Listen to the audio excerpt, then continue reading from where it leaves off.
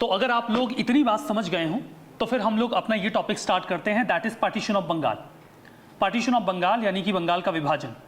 1905 में ये इंसिडेंट होता है। इसके बाद इसके क्या इफेक्ट्स होते हैं, ये होता कैसे है, इसके फंडामेंटल रीजंस क्या थे, इन सभी बातों को एनालाइज करेंगे आज के सेशन में। समझिए, देखिए, सबसे पहले तो एक स्ट्रक्चर देख लेते हैं इस पूरे सेशन का या फिर इस पूरे पार्ट का। स्ट्रक्चर के तौर पे सबसे पहले तो इस टॉपिक को हम इंट्रोड्यूस कर लेंगे। इंट्रोडक्शन के पैरेलली हम इसका बैकग्राउंड भी कवर कर लेंगे कि किस बैकग्राउंड में ये काम करता है, ये होता कैसे है, क्यों होता है, फर्दर कैसे होता है और इसके रिजल्ट्स क्या निकल के आते हैं, व्हाट वर द रिजल्ट्स। इन सभी चीजों को एनालाइज करेंगे इस सेशन में। समझिएगा इस बात को। आप एक बात और अच्छी तरीके से समझिए, जो वर्तमान का पश्चिम बंगाल या वेस्ट बंगाल आप देखते हैं, it is very different from present West Bengal. उस समय का जो बंगाल था वो वर्तमान का यानी कि प्रेजेंट का बंगाल, बिहार, उड़ीसा, कुछ हिस्सा आसाम का और बांग्लादेश जो एक दूसरा देश है आज, इस पूरे हिस्से को कवर करता था। ब्रिटिशर्स ने जब इंडिया में एंट्री की तो उनका एक बहुत ही प्रोमिनेंट सेंटर रहा। It was very prominent centre of Britishers where their trade and commerce flourished very well. Calcutta was the centre. वहीं से उन्होंने अपने ट्रेड को बहुत अच्छी तरीके से चैनलाइज किया। पैरेलली जो बंगाल था ये बहुत ज़्यादा प्रॉस्परस भी था। इसकी प्रॉस्पेरिटी के अपने बैकग्राउंड्स थे, ट्रेड एंड कॉमर्स काफ़ी अच्छा चल रहा था। लेकिन एक बात और थी, पूरा का पूरा बंगाल प्रॉस्परस नहीं था। That was also a truth. पूरा बंगाल प्रॉस्परस नहीं था, बल्कि जो बंगाल का वेस्टर्न पार्ट था, western part of Bengal was comparatively more prosperous comparison to the eastern part of Bengal. Eastern part of Bengal was lacking trade and industry, या फिर जो इंडस्ट्रियल आउटफिट्स थे वो उतने ज़्यादा वहाँ नहीं थे जितने कि वेस्टर्न पार्ट में थे। इसके इफेक्ट्स क्या हुए? इसके इफेक्ट्स ये हुए कि एक नोशन क्रिएट होने लगा, इतने बड़े बंगाल को एडमिनिस्टर करना मुश्किल है, या अगर आप इतने बड़े बंगाल को पैरेलली एडमिनिस्टर कर भी रहे हैं तो आप उसे सही तरीके से हैंडल नहीं कर पाएंगे और पूरे बंगाल की ग्रोथ को इंश्योर भी नहीं कर पाएंगे। And that is the reason कि बंगाल के पार्टीशन का जो आइडिया था वो मूट होता है, वो अराइज होता है, वो निकल के सामने आता है कि बंगाल को बांट देते हैं। कर्जन को श्रेय जाता है बंगाल के पार्टीशन का। ये वैसे कोई श्रेय लेने वाली बात नहीं है, फिर भी आप समझेंगे कि बंगाल के पार्टीशन ने एक सेंस ऑफ यूनिटी क्रिएट करने की कोशिश की। पैरेलली एक सेंस ऑफ डिवीजन भी क्रिएट हुआ। कर्जन जब यहां पर आता है तो उसे इस बात का आइडिया लगता है that he has kind of option to have a partition of Bengal, और उसने उस आइडिया को यूटिलाइज करने का प्लान बनाया। उसके पहले आप इस मैप को थोड़ा सा खंगालिए। आप देखिए, ये उस समय के बंगाल का मैप है। It is the map of Bengal at that time. ये जो ग्रीन कलर का पार्ट आपको यहां पे दिख रहा है, ये प्रपोज डिवीजन था जो बाद में हो भी गया और बाद में उसे स्क्रैप भी किया गया। So that is eastern Bengal. Bengal को दो हिस्सों में बांटने की योजना थी, एक ईस्टर्न बंगाल और दूसरा वेस्टर्न बंगाल, या फिर आप उसे सिंपली बंगाल कह लीजिए। बंगाल का जो सेंटर था वो चूज किया गया कैलकाटा, जबकि ईस्टर्न बंगाल के लिए जो उसकी कैपिटल थी that was chosen as Dhaka. ये जो बंगाल का पार्ट था ईस्टर्न बंगाल, इसमें वर्तमान का बांग्लादेश और आसाम शामिल होता था, जबकि जो वेस्टर्न बंगाल बनाने की योजना थी उसमें वर्तमान का वेस्ट बंगाल, बिहार का कुछ हिस्सा, उड़ीसा, ये सभी शामिल हो रहे थे। इस तरीके से बंगाल के दो हिस्से डिवाइड करने की योजना बनाई गई। देखिए, जब ये योजना बनाई जा रही थी, आप इसके बैकग्राउंड को थोड़ा सा समझिए, you will get to know कि जो बंगाल के पार्टीशन का आइडिया था ये सोनली कर्जन का नहीं था। हमें ऐसा लगता था कि कर्जन आता है गवर्नर जनरल बन के, फिर उसने प्लान बनाया कि बंगाल को बांट देते हैं, कुछ तूफानी करते हैं, कुछ ऐसा करते हैं जिससे भारत में खलबली मच जाए। ये उसका सोल आइडिया नहीं था। ऐसा नहीं था कि इसके पहले बंगाल के पार्टीशन को लेकर कभी कोई बातचीत हुई ही नहीं। बंगाल के पार्टीशन को लेकर बातचीत कर्जन के आने से पहले भी चल रही थी। एक जो साउंड ग्राउंड था बंगाल के पार्टीशन का वो ये था कि यहाँ की पॉपुलेशन काफ़ी ज़्यादा है और ज्योग्राफिकल एरिया बहुत बड़ा है। पॉपुलेशन उस समय 80 मिलियन के आसपास थी, 8 करोड़ कह लीजिए आप। या और प्रिसाइज हो जाएं तो इट वाज 78 मिलियन, 78.2 मिलियन। इतना स्पेसिफिक होने की आपको जरूरत है नहीं, 78 मिलियन याद रहे, 80 मिलियन याद रहे, दैट विल बी इनफ। तो 78.2 मिलियन उस समय वहां की पॉपुलेशन थी।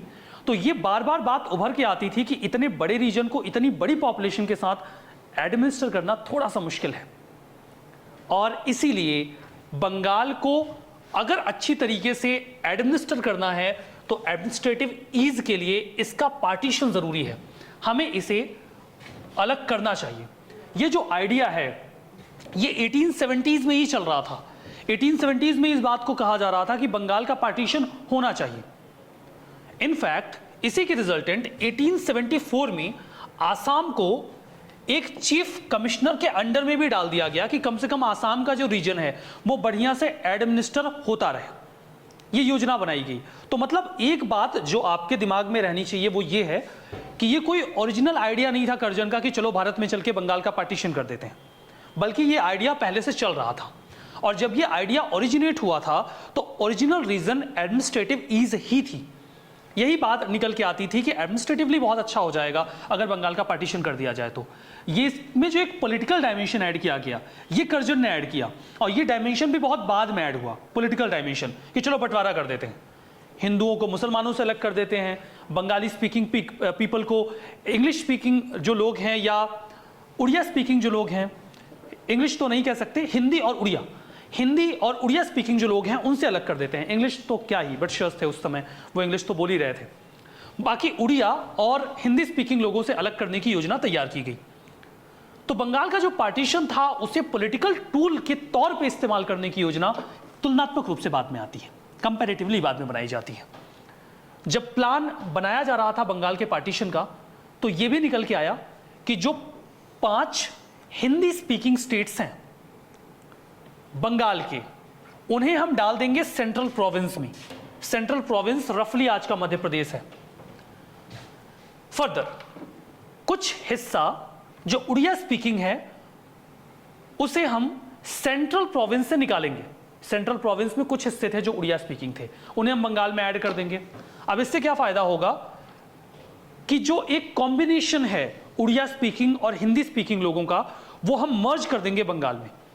इससे बंगाली स्पीकिंग लोग बंगाल में ही माइनॉरिटी में चले जाएंगे और जो बंगाली नेशनलिज्म है वो थोड़ा सा डाउन होगा। So that was the objective. British government ने एडमिनिस्ट्रेटिव इनकन्वीनियंस को आधार बनाया बंगाल के पार्टीशन का, एडमिनिस्ट्रेटिव इनकन्वीनियंस। फर्दर यह भी कहा गया कि जो पॉपुलेशन है वो 78 मिलियन है, जैसा कि मैंने आपको पहले भी बताया, रफली 80 मिलियन कह दिया जाता है। अगर हम बंगाल का पार्टीशन कर देते हैं तो इससे आसाम के डेवलपमेंट में आसानी होगी और जो दोनों रीजन्स हैं वो अच्छी प्रकार से डेवलप कर पाएंगे। हालांकि जो असली वजह थी जब कर्जन यहां पर आता है बंगाल के पार्टीशन को लेकर, तो उस समय बंगाल में नेशनलिज्म काफी ज्यादा हाइप पे था। कई बार चीजें बड़ी स्मूथ चल रही होती हैं, हल्की चल रही होती हैं, फिर कोई आता है और कहता है लाओ थोड़ी हलचल मचाते हैं, कुछ कॉम्प्लेक्सिटी क्रिएट करते हैं। And Curzon was the person जिसने ये प्लान बनाया। देखिए मैथमेटिक्स काफी परेशान करती है ना सीसैट में आप लोगों को। सीसैट दिन ब दिन टफ होता जा रहा है और मैथमेटिक्स तो दिक्कत क्रिएट करता ही है। मुझे लगता है कि मैथमेटिक्स पहले आसान रही होगी, इजी रही होगी, सिंपल रही होगी। फिर कोई सनकी व्यक्ति आया होगा, उसने सोचा होगा लाओ मैथमेटिक्स में अल्फाबेट्स घुसा देते हैं। उसके बाद जो a² का x³ हुआ है ना मैथमेटिक्स का, मतलब उसने मैथमेटिक्स की ऐसी तैसी कर दी। सब कुछ अच्छा चल रहा होगा मैथमेटिक्स के साथ, फिर किसी ने उसमें अल्फाबेट्स घुसा दिए। सिमिलरली बंगाल में मोरलेस चीजें ठीक ठाक चल रही थी। बंगाल इकोनॉमिकली बहुत प्रॉस्परस था, सब कुछ स्टेबल था, एक अच्छा सोर्स ऑफ रेवेन्यू भी हुआ करता था ब्रिटिशर्स के लिए। फिर कर्जन आता है, कहता है लाओ इसको बांट देते हैं। बांटने से क्या आनंद आएगा? बंगाल में जो नेशनलिज्म उभर रहा है वो थोड़ा क्रश हो जाएगा, कुचल दिया जाएगा। जो बंगाली इंटेलिजेंसिया था ना, उससे ब्रिटिशर्स बड़ा घबराते थे, बंगाली इंटेलिजेंसिया से, जो वहां का बुद्धिजीवी वर्ग था। बंगाल में इंटेलिजेंसिया डेवलप भी बहुत हुए, वहां का बुद्धिजीवी वर्ग काफी ज्यादा प्रोग्रेसिव था और वो नेशनलिज्म की फीलिंग भी रखते थे। और नेशनलिस्ट एक्टिविटीज़ में बहुत बढ़ चढ़ के हिस्सा भी लेते थे। उसके पीछे का कारण क्या था समझिए। कारण होता है इकोनॉमिक प्रॉस्पेरिटी। जब तक कोई लोकेशन या कोई भी व्यक्ति इकोनॉमिकली प्रॉस्परस नहीं होगा या उसकी इकोनॉमिक वेलबीइंग अच्छी नहीं होगी, तब तक वो क्रिएटिव नहीं होगा, वो कुछ एक्स्ट्रा नहीं करेगा। सिंपल सा एग्जांपल आप समझिए। एक व्यक्ति आता है, उसके पास अच्छे खासे पैसे हैं, अच्छी मीन्स ऑफ लाइवलीहुड है, वो अपने घर पे आता है, इवनिंग में अपना जो भी वो काम करता है करके, उसके बाद उसके घर से उसे परोसा हुआ खाना मिल जाएगा, वो उसको खाएगा, फिर अपने घर के बाहर खाट बिछाएगा और वहाँ पे लेट जाएगा और लेट के फिर अपना पेट सहलाते हुए आसमान की ओर देखेगा और फिर उसको समझ में आएगा कि चांद कितना खूबसूरत है, तारे टिमटिमाते क्यों हैं। अब उसे क्रिएटिविटी आएगी, वो पोयम सोचेगा, लाओ कुछ कविता लिख देते हैं, चांद इतना खूबसूरत है तो कोई शायरी लिख देते हैं, कोई गाना लिख देते हैं, कोई स्लोगन क्रिएट कर देते हैं, कुछ तो क्रिएटिव कर देते हैं, क्योंकि उसको फुर्सत है, दिमाग शांत है। वहीं एक ऐसा व्यक्ति है जो दिन भर मजदूरी करता है, वो रात को 8 बजे अपना काम करके लौटा, उसके बाद उसने अपने परिवार के किसी सदस्य को कुछ पैसे दिए जो उसने डेली अर्निंग करी है कि जाओ आटा चावल लेकर आओ, खाना पकाते हैं। आटा चावल आया, उसने खाना पकाया और खाना खाया। उसके बाद उसे इस बात की भी टेंशन है कि कल काम मिलना है कि नहीं मिलना है। आपको लगता है कि वो अपने घर के बाहर खाट बिछा के और फिर ये सोचेगा कि चांद खूबसूरत है कि नहीं है? भाई उसके चांद में खूबसूरती नहीं है, चांद में खूबसूरती उसके है जो इकोनॉमिकली प्रॉस्परस है। तो चूंकि बंगाल इकोनॉमिकली प्रॉस्परस था and that was the reason कि बंगाल में क्रिएटिविटी थी, नेशनलिस्ट फीलिंग थी और वो इंडिया में नेशनलिज्म का सेंटर भी था। इस बात को लेकर ब्रिटिशर्स घबराते भी थे।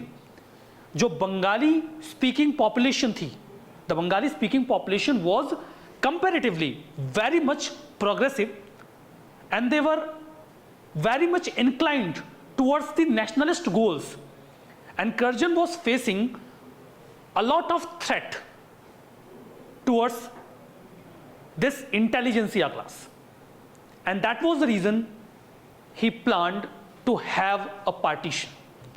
पार्टीशन के बैकग्राउंड्स आप समझ रहे हैं कि बंगाल में पार्टीशन करने का प्लान क्यों बनाया गया, और ये कहा गया कि ये जो पार्टीशन होगा that will be on the ground of administrative convenience, but actually में ये बंगाल का जो नेशनलिस्ट ग्राउंड था उसे तोड़ने का एक एफर्ट था। डिवाइड एंड रूल की पॉलिसी ऑप्ट की गई। ये ब्रिटिशर्स का एक मास्टर प्लान हुआ करता था जहां पर वो इंडिया को डिवाइड करके रूल करने की कोशिश करते थे।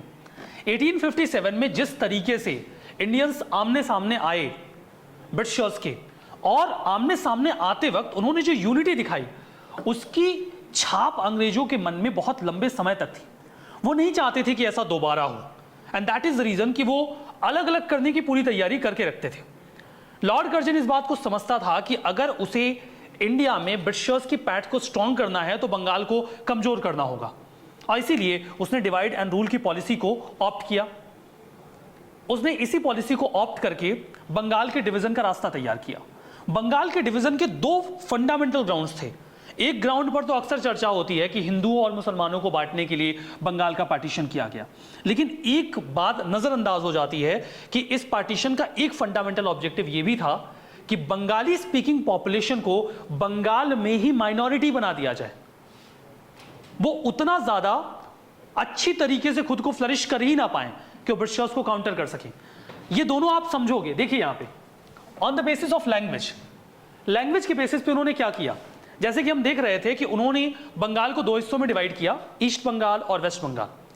जो ईस्टर्न पार्ट ऑफ बंगाल था उसका कैपिटल ढाका डिसाइड किया गया, और जो वेस्टर्न पार्ट था जिसे वो बंगाल कह रहे थे उसकी कैपिटल तो कैलकाटा रहनी थी, जो पहले भी थी, तो उसमें समस्या की बात थी नहीं। अब यहां पर देखिए प्लान क्या था। जो प्रपोज्ड बंगाल था उसमें, जैसे थोड़ा और सिंप्लीफाई कर देते हैं इसे, ये ईस्टर्न पार्ट है और ये वेस्टर्न पार्ट है। यहां की जो कैपिटल है वो कैलकाटा है।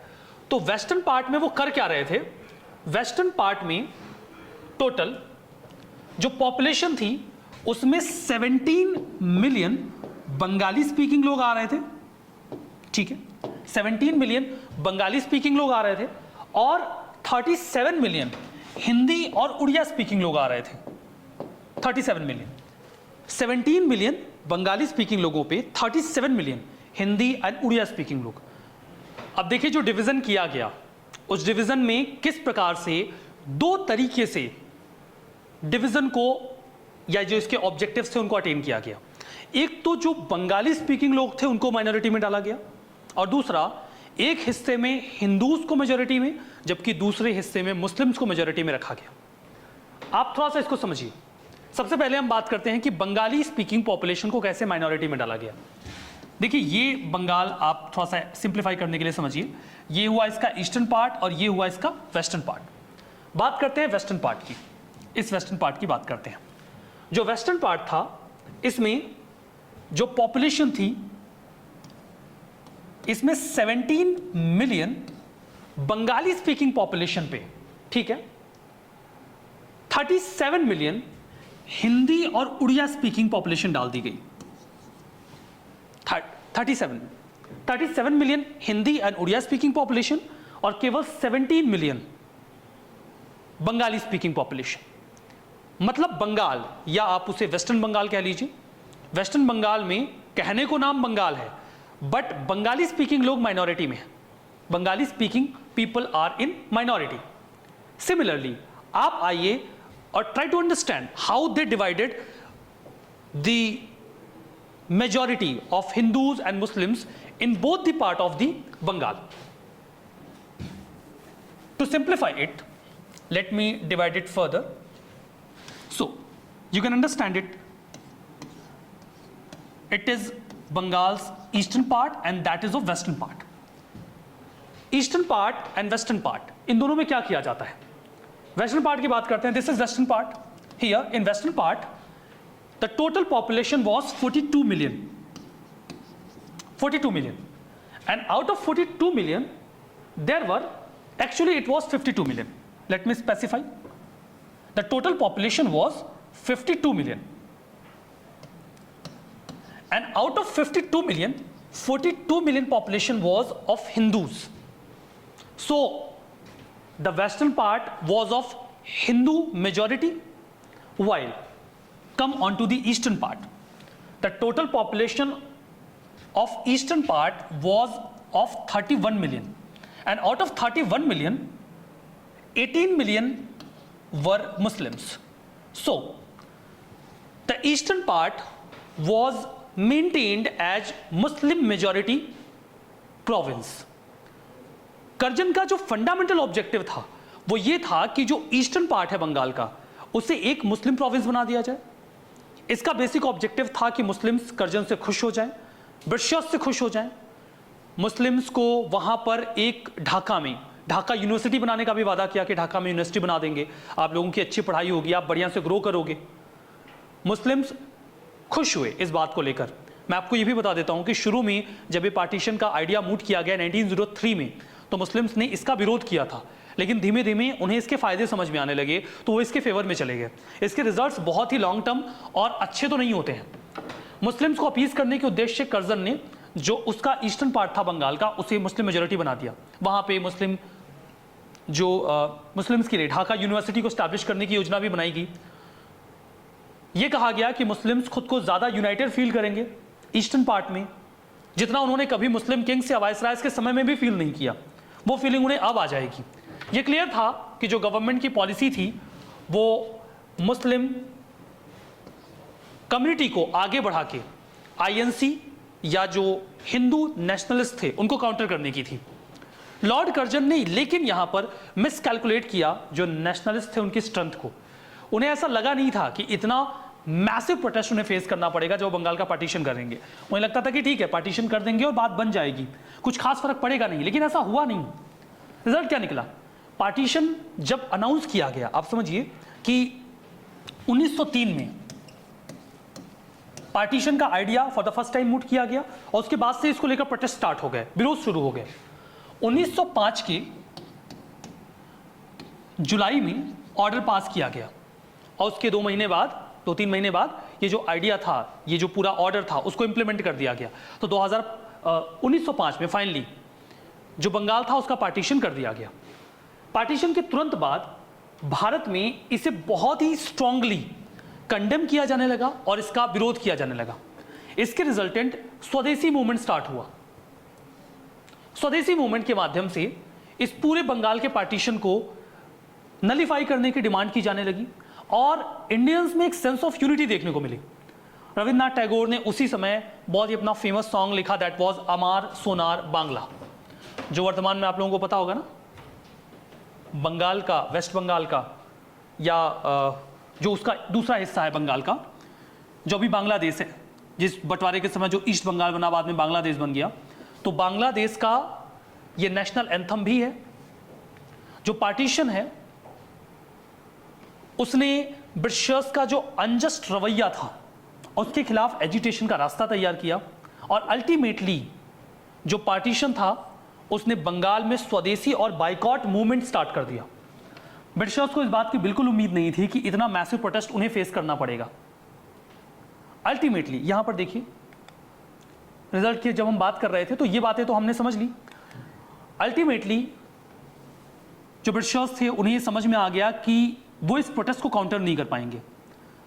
काफी लंबे समय तक ये संघर्ष चलता रहा, रिवोल्यूशनरी एक्टिविटीज भी बढ़ गई, बहुत सारे मैसिव चेंजेस हुए एट दैट टाइम। 1911 में फाइनली उन्होंने डिसाइड किया, ये 1911 हो जाएगा यहाँ पे, ठीक है। 1911 में फाइनली उन्होंने डिसाइड किया कि वो इसे अनकॉन्स्टिट्यूशनल डिक्लेयर कर रहे हैं और ये डिसाइड किया गया कि रिलीजियस लाइंस पर अब जो स्टेट्स का डिवीजन है, the new provinces were established along linguistic lines. उन्होंने रिलीजियस लाइंस पे जो डिवीजन किया था इसके पहले, उसे उन्होंने कहा कि वो अवॉइड करेंगे और लिंग्विस्टिक लाइंस पर अब जो भी वो प्रोविंसेस क्रिएट करेंगे उन्हें क्रिएट किया जाएगा।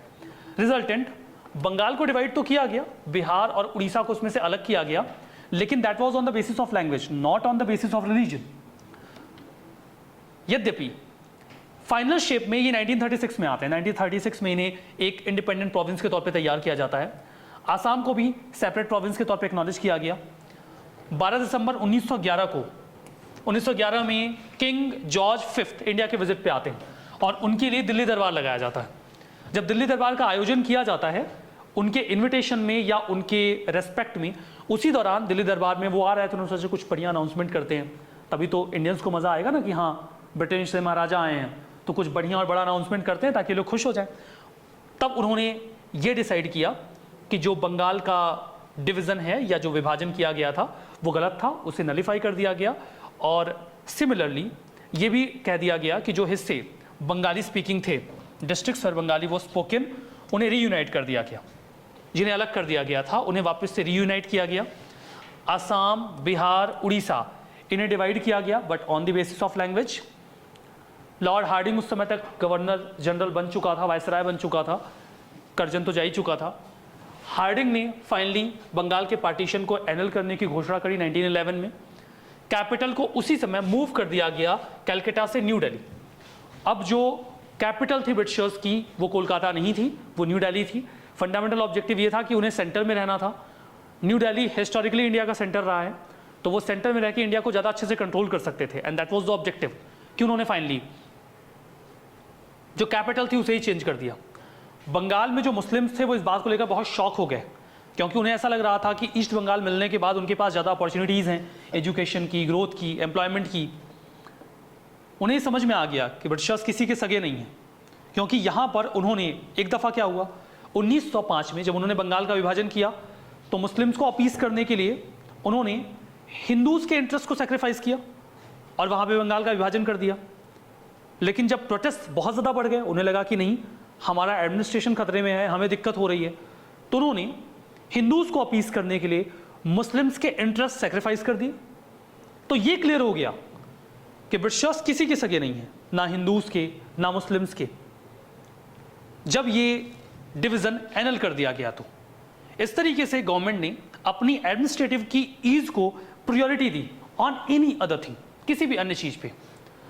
अब देखिए अगर आप इसके थोड़े डायमेंशन समझेंगे तो आपको समझ में आएगा कि एक इवेंट था ये बंगाल का विभाजन।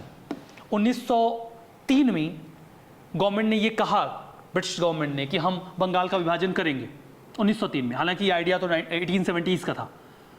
1905 की जुलाई में ऑर्डर पास किया गया, उसके बाद इसे इम्प्लीमेंट कर दिया गया। स्वदेशी मूवमेंट स्टार्ट हुआ इसके विरोध में, रिवोल्यूशनरी एक्टिविटीज तेज हो गई, ब्रिटिशर्स दबाव में आए। 1911 में इस डिवीजन को एनल कर दिया गया, कैपिटल को कोलकाता से न्यू दिल्ली शिफ्ट कर दिया गया। बंगाल का डिवीजन ये तो रहा, लेकिन आप इसके डायमेंशन समझिए, इसने कैसे इंडिया को प्रभावित किया, इस इंसिडेंट ने कैसे इंडिया को प्रभावित किया, लोगों के मेंटल सेटअप को कैसे प्रभावित किया। बंगाल का विभाजन एक बहुत ही महत्वपूर्ण, बहुत ही सिग्निफिकेंट इवेंट था इंडियन हिस्ट्री में, and how it made it's impact on India, you will understand. जो मुस्लिम पॉलिटिक्स थी ब्रिटिशर्स की, सेपरेटिस्ट मुस्लिम पॉलिटिक्स, ब्रिटिशर्स ने बंगाल के पार्टीशन के थ्रू उसे अपना फाइनल शेप दिया कि हम बिल्कुल क्लियर हैं, हमें मुस्लिम्स को हिंदूज से डिवाइड करना है और हम ऐसे ही इंडिया को रूल करेंगे। उन्होंने अपनी इस पॉलिसी को एक फाइनल शेप दिया 1905 के पार्टीशन ऑफ बंगाल के थ्रू। इसके पहले although there were a lot of differences between Hindus and Muslims, आपको पता है 1857 में जो रिवॉल्यूशन हुआ, क्रांति हुई, उसमें हिंदूज एंड मुस्लिम्स ने एक साथ मिलकर ब्रिटिशर्स को काउंटर किया। उसके बाद ब्रिटिशर्स ने आरोप प्रत्यारोप में मुसलमानों को टारगेट किया कि मुस्लिम्स ने इस पूरे प्रोटेस्ट को लीड किया है। सर सैयद अहमद खान पिक्चर में आए, उन्होंने ये जस्टिफाई करने की कोशिश की कि नहीं, Muslims were not responsible for this revolt, ताकि हिंदूज एंड मुस्लिम्स में जो डिवीजन हो रहा है इसमें मुस्लिम्स अलाइन हो सके ब्रिटिशर्स के साथ और ज़्यादा फायदे उठा सके। प्रोग्रेसिव थे सर सैयद अहमद खान, उन्हें ऐसा लगता था कि without the support of Britishers Muslim community can not have its progress. So he tried to justify that Muslims were not responsible for the revolt of 1857। Despite a lot of differences, Hindus and Muslims were not turn apart, बहुत अलग अलग तो नहीं हुए थे। 1905 में जब partition हुआ, उसके पहले 1903 में जब पार्टीशन अनाउंस किया गया, there were a lot of Muslim groups and leaders who opposed this partition, जिसमें एक ऑर्गेनाइजेशन था मुस्लिम क्रॉनिकल और सेंट्रल नेशनल मोहम्मदा एसोसिएशन। उन्होंने इस प्रपोजल को कंडेम किया, इसका विरोध किया। कई सारे मुस्लिम लीडर्स थे, जैसे चौधरी काजिमुद्दीन अहमद सिद्दीकी, दिलावर हुसाई अहमद, इन्होंने इस पूरे पार्टीशन के आइडिया को डिनाउंस किया। नवाब ख्वाजा सलीमुल्लाह, इन्होंने भी इसे इनिशियल सपोर्ट नहीं दिया। धीमे धीमे वो कन्विंस होने लगे that they will get a separate province, separate Muslim province in the form of Eastern Bengal, where their interest can be fulfilled more progressively, जहां उनके हित ज्यादा अच्छी तरीके से पूरे होंगे। जो एक सेंस था, there was a sense that Hindus and Muslims when united can counter Britishers, वो फीलिंग खत्म होने लगी थ्रू दिस पार्टीशन। बाद में ब्रिटिशर्स ने इस पूरे पार्टीशन को एनल तो कर दिया, लेकिन जो गैप उन्होंने क्रिएट किया थ्रू दिस पार्टीशन, वो गैप फुलफिल नहीं हो पाया, वो गैप रह गया। उसके बाद कांग्रेस में अगर आप देखिए, emergence of the extremist group, emergence of the extremist group in the Congress. स्वदेशी मूवमेंट स्टार्ट होता है, पार्टीशन ऑफ बंगाल के रिजल्टेंट, और स्वदेशी मूवमेंट के खत्म हो जाने के बाद, जब ब्रिटिशर्स ने स्वदेशी मूवमेंट को सप्रेस कर दिया, वो धीमे धीमे खत्म हो गया। यंगस्टर्स का पूरा एक खेमा था जिसके पास अब करने को कुछ नहीं था, तो भारत में रिवोल्यूशनरी एक्टिविटीज बहुत तेज हो गई। हार्डिंग के ऊपर बॉम्ब भी फेंका गया, और भी कई तरीके की रिवोल्यूशनरी एक्टिविटीज जो है वो 1905 के पार्टीशन के बाद आप देखेंगे। तो इस पार्टीशन ने, इसके रिजल्टेंट होने वाले एक मास मूवमेंट ने रिवोल्यूशनरी एक्टिविटीज को इंडिया में बढ़ा दिया। ये इसका एक डायमेंशन निकला।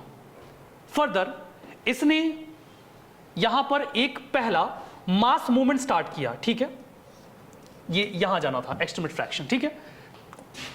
पहला मास मूवमेंट, इंडिया का पहला मास मूवमेंट कौन सा था? स्वदेशी मूवमेंट था, जहां पे लोग सड़कों पे उतरे और उन्होंने ब्रिटिशर्स के खिलाफ प्रोटेस्ट किया, अपनी डिमांड्स रेज की। पहला मास मूवमेंट बंगाल के पार्टीशन के रिजल्टेंट हमारे सामने आया। इसी के रिजल्ट के तौर पे हिंदूज एंड मुस्लिम्स के लिए, पार्टिकुलरली हम बात कर रहे हैं मुस्लिम्स के लिए, सेपरेट इलेक्टोरेट की व्यवस्था की गई 1909 के अधिनियम में। 1909 के अधिनियम में सेपरेट इलेक्टोरेट की व्यवस्था की गई। मुस्लिम्स को जब इस बात का एहसास हो गया दैट ब्रिटिशर्स उनके फेवर में हैं, वो उन्हें अपीस करने के प्लान में हैं, तो उनकी डिमांड फुलफिल होंगी, तो दिसंबर 1906 में मुस्लिम लीग एग्जिस्टेंस में आती है। मुस्लिम लीग ने ये जो सेंटिमेंट्स थे हिंदूज एंड मुस्लिम्स के डिविजन्स के, उनको और ज़्यादा गहरा किया। बंगाल के पार्टीशन ने जो गैप क्रिएट किया, इस गैप ने फाइनली 1947 में भारत और पाकिस्तान का बंटवारा करवाया। ये एक लीप फॉरवर्ड था ब्रिटिशर्स की ओर से हिंदूज और मुस्लिम्स के बीच में डिवाइड को स्ट्रेंथन करने का।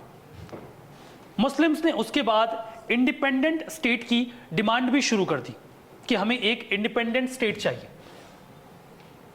और पाकिस्तान उसके रिजल्ट के तौर पे अराइज हुआ। आपने देखा कि एक इवेंट था ये बंगाल का पार्टीशन, लेकिन इसने आने वाले पूरे मॉडर्न हिस्ट्री को प्रभावित किया। पाकिस्तान का बनना, मुस्लिम्स को सेपरेट इलेक्टोरेट मिलना, यहां पर आप देखिए तो एक्सट्रीमिस्ट ग्रुप का उभरना, ज्यादा एग्रेसिव होना। 1911 में जब ब्रिटिशर्स ने बंगाल के पार्टीशन को एनल कर दिया, तो जो इल्यूजन था मुस्लिम कम्युनिटी का कि ब्रिटिशर्स हमेशा उनके फेवर में रहेंगे, वो भी खत्म हुआ। उसके रिजल्टेंट लखनऊ पैक्ट हुआ 1916 में, जहां एक बार फिर से मुस्लिम लीग और आईएनसी एक साथ आए, एक साथ मिलके उन्होंने प्लान्स एंड प्रोग्राम्स बनाने शुरू किए। तो इस इवेंट ने अलग अलग डायमेंशन में जाके मॉडर्न हिस्ट्री के कई सारे इवेंट्स को प्रभावित किया। उम्मीद करते हैं बंगाल का पार्टीशन आपने अच्छी तरीके से समझ लिया, इसके इफेक्ट समझ लिए, इसने कैसे आने वाले मॉडर्न हिस्ट्री के पार्ट्स को प्रभावित किया, आपने वो भी समझ लिया। अगर ये आपने समझ लिया है तो चलिए आगे बढ़ते हैं और अपना जो नेक्स्ट पार्ट है उसे समझते हैं, ठीक है।